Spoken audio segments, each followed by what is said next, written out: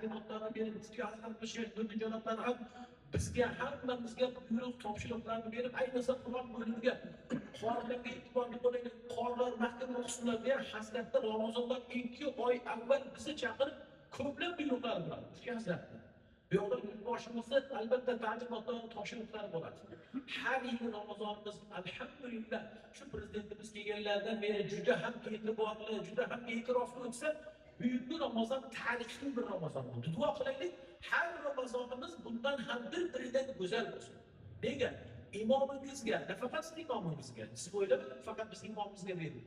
Yo'q, butun respublikadagi imomlarga qarang, qorimizni ataylik so'radi, o'qib berib aytdim. Qancha deya? 10 million. Qori 10 million. Nega? Boshimizning o'zlarining aynan tashabbusi bo'libdiki, aytdilarki imomlarga, masjid imomlariga, masjid muazzinlariga, kim muazzin? Oldingizmi pul?